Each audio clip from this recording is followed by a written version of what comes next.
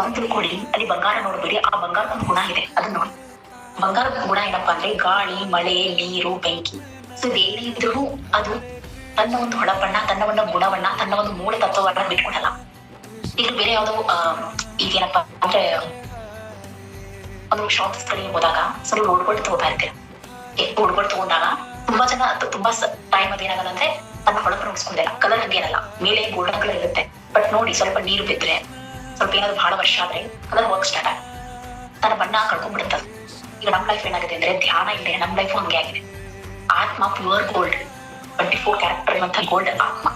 ಅದು ಯಾವಾಗ ಈ ದೇಹವನ್ನ ಸೇರ್ಕೊಳ್ಳುತ್ತೋ, ಸೇರ್ಕೊಂಡ ತಕ್ಷಣ ಏನಾಗುತ್ತಂದ್ರೆ ನಾವು ಬಂಗಾರವಾಗಿರ್ತೇವೆ, 24 ಕ್ಯಾರೆಕ್ಟರ್ ಗೋಲ್ಡ್. ಬಟ್ ಆ ದೇಹದಲ್ಲಿ ಏನಾಗುತ್ತೆ, ದೇಹದಿಂದ ಸೇರ್ಕೊಂಡಾಗ ಶರೀರ, ಮನಸ್ಸು, ಬುದ್ಧಿ, ಸೊ ಎಲ್ಲದ ಮಧ್ಯೆ ಸಿಕ್ಕಾಕೊಂಡು ಅದೇ ನಾವು ತಂದ್ಕೊಂಡ್ಬಿಟ್ಟು ಆತ್ಮವನ್ನು ಮರೆತು ಬಿಡ್ತೇವೆ. ಅಧ್ಯಾತ್ಮವನ್ನು ಮರಿತೀವಿ, ಧ್ಯಾನ ಮರಿತೀವಿ. ಮರೆತಾಗ ನಾವ್ ಏನಾಗ್ತೀವಿ ಅಂದ್ರೆ ಗೋಲ್ಡ್ ಆಗಿಬಿಡ್ತೇವೆ. ಏನಾಗುತ್ತೆ, ನಮ್ಮ ಬಣ್ಣ ಕಳ್ಕೊತಾ ಬರ್ತೇವೆ. ಆತ್ಮ ಗುಣ ಕಳ್ಕೊಳ್ಳಲ್ಲ, ಬಟ್ ಅದು ಆತ್ಮಕ್ಕೆ ಆ ಗುಣ ಇದೆ, 24 ಕ್ಯಾರೆಕ್ಟರ್ ಗೋಲ್ಡ್ ಇದೆ ಅಂತ ತಿಳ್ಕೊಳ್ಬೇಕಾದ್ರೆ ನಾವು ಧ್ಯಾನ ಮಾಡ್ಲೇಬೇಕು. ಇಲ್ಲಿ ಹೋದ್ರೆ ಯಾವತ್ತೂ ನಮ್ಗೆ ಕಣ್ಣಿ ಕಾಣಂಗಿಲ್ಲ, ನಾವು ಇನ್ನೂ ಹಾಸ್ಯಾಸ್ಪದವಾಗಿ ನೋಡ್ತೀವಿ. ಹೋಗಿದ್ದೇನಾ, ಹೌದಾ, ಈ ರೀತಿ ಹಾಸ್ಯಾಸ್ಪದವಾಗಿ ಸ್ಟಾರ್ಟ್. ಸೊ ನಾವು ನೋಡ್ಬೇಕಾಗಿರೋದು ಬಂಗಾರದ ಗುಣವನ್ನ ಹೊರತು ಬಂಗಾರವನ್ನಲ್ಲ. ಸೊ ಯಾಕೆ ಬಂಗಾರಕ್ಕೆ ಅಷ್ಟೊಂದು ವ್ಯಾಲ್ಯೂ, ಅಷ್ಟೊಂದು ಹೈ ರೇಟ್ ಅನ್ನ ಯಾಕೆ ಕೊಡ್ತಾರೆ ಬಂಗಾರಕ್ಕಂದ್ರೆ ಅದಕ್ಕಾಗಿರುವಂತ ಗುಣಕ್ಕೆ, ಅದು ಯಾವತ್ತೂ ಬದಲಾಗಲ್ಲ ಅಂತ.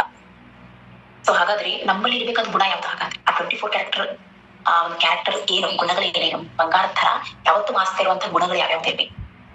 ಸೊ ಅದನ್ನ ನಾಳೆ ತಿಳ್ಕೊಳ್ಳೋಣ.